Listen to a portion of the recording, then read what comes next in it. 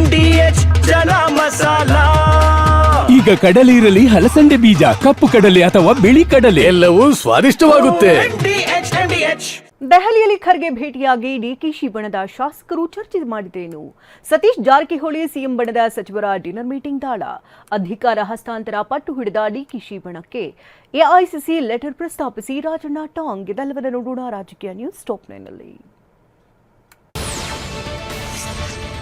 ದೆಹಲಿಯಲ್ಲಿ ಬೀಡು ಬಿಟ್ಟಿರೋ ಡಿಕೆಶಿ ಬಣದ ಶಾಸಕರು ನಿನ್ನೆ ರಾತ್ರಿ ರಾಜಾಜಿ ಮಾರ್ಗ್ನಲ್ಲಿರುವ ಎಐಸಿಸಿ ಅಧ್ಯಕ್ಷ ಮಲ್ಲಿಕಾರ್ಜುನ್ ಖರ್ಗೆ ಅವರನ್ನ ಭೇಟಿಯಾಗಿ ಮಾತುಕತೆ ನಡೆಸಿದ್ರು. ಶಾಸಕ ಎಸ್ಆರ್ ಶ್ರೀನಿವಾಸ್, ಡಾಕ್ಟರ್ ರಂಗನಾಥ್, ನೆಲಮಂಗಲ ಶಾಸಕ ಶ್ರೀನಿವಾಸ್, ಶಾಸಕ ಬಿ ಶಿವಣ್ಣ, ಶಾಸಕ ರಾಜೇಗೌಡ ಹಾಗೂ ಎಂಎಲ್ಸಿ ರವಿ ಖರ್ಗೆ ಅವರನ್ನ ಭೇಟಿಯಾಗಿ 10 ನಿಮಿಷಗಳ ಕಾಲ ಚರ್ಚಿಸಿದ್ರು.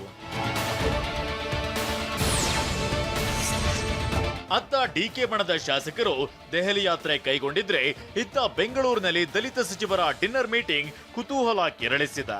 ನಿನ್ನೆ ರಾತ್ರಿ ಬೆಂಗಳೂರಿನ ಕ್ರೆಸೆಂಟ್ ರಸ್ತೆಯಲ್ಲಿರುವ ಸತೀಶ್ ಜಾರಕಿಹೊಳಿ ನಿವಾಸದಲ್ಲಿ ಸಭೆ ನಡೆಯಿತು. Doctor HC Mahadevappa, G Parameshwar, Dinesh Gundurao, KH Muniyappa, Venkatesh, ಮಾಜಿ ಸಚಿವ KN ರಾಜಣ್ಣ, ಶಾಸಕ ರಘುಮೂರ್ತಿ ಹಾಗೂ ಇತರೆ ಶಾಸಕರು ಭಾಗಿಯಾಗಿದ್ರು. 1 ಗಂಟೆಗೂ ಹೆಚ್ಚು ಕಾಲ ಚರ್ಚೆ ನಡೆಯಿತು. ಸತೀಶ್ ಜಾರಕಿಹೊಳಿ ನಿವಾಸದಲ್ಲಿ ಸಭೆ ಬಳಿಕ ಮಾತನಾಡಿದ KN ರಾಜಣ್ಣ, ಕೆಲ ಶಾಸಕರು ಯಾವ ಉದ್ದೇಶಕ್ಕೆ ದೆಹಲಿಗೆ ಹೋಗಿದ್ದಾರೆ ನಮಗೆ ಗೊತ್ತಿಲ್ಲ.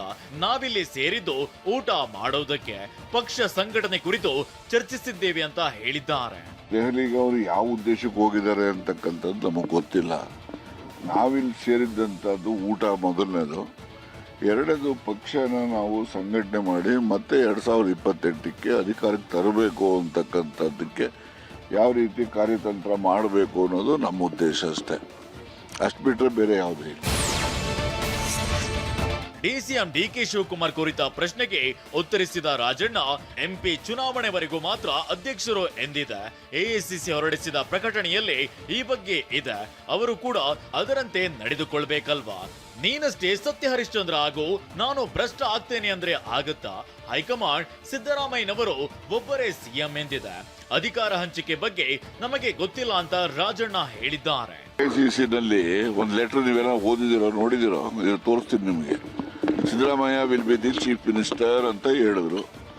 ಆಫ್ಟರ್ ದಟ್ ಅದೇ ಲೆಟರ್ ಅಲ್ಲಿ ಎಐಸಿಸಿ ಕಮ್ಯುನಿಕೇಶನ್ ಅಲ್ಲಿ ಏನಿದೆ, DK Shivakumar will be the lone DCM, he will continue up to the parliament election ಅಂತ ಹೇಳಿದ್ರು.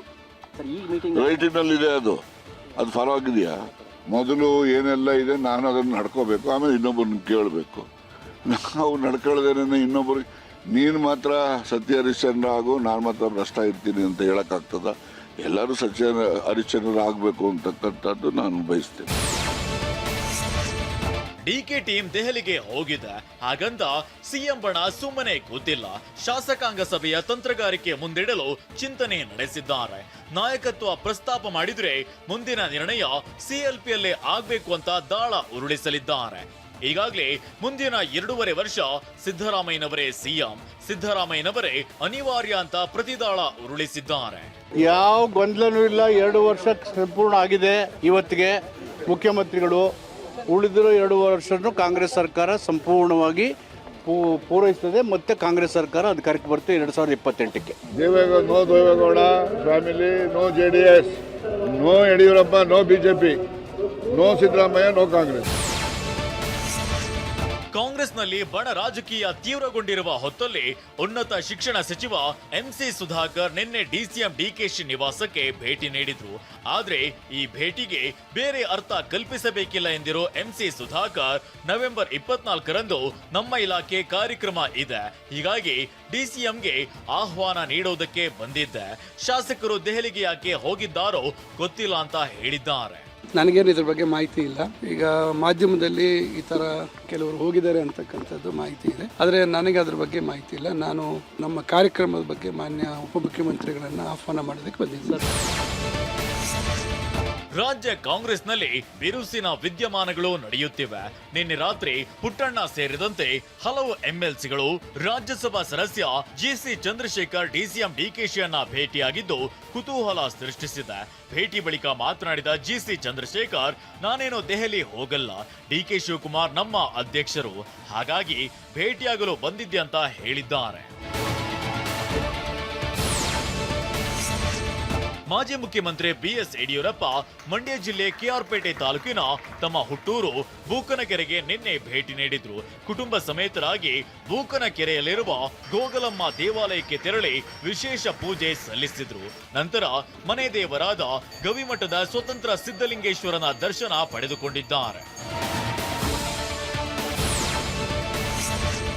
ಜೆಡಿಎಸ್ ರಾಜ್ಯಾಧ್ಯಕ್ಷರನ್ನಾಗಿ ನಿಖಿಲ್ ಕುಮಾರಸ್ವಾಮಿಯನ್ನ ಇಂದು ಘೋಷಣೆ ಮಾಡುವ ಸಾಧ್ಯತೆ ಇದೆ. ಜೆಡಿಎಸ್ ಇಂದು 25ನೇ ವರ್ಷದ ರಜತ ಮಹೋತ್ಸವ ಆಚರಿಸಿಕೊಳ್ತಿದೆ.